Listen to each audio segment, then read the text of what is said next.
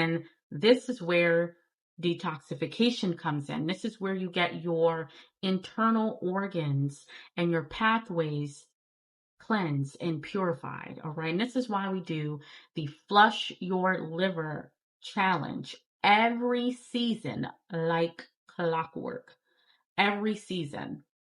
We do it for the spring, the summer, the autumn, and the winter. And why do we do that, right? There's not an iris that I have seen in any of the irises, and I've seen over 500 irises as an iridologist. And every iris told there's a similar story. And what is similar? There's an issue with the colon. There's an issue with the liver. And so every iris that I've seen, it's always those two organs that are compromised.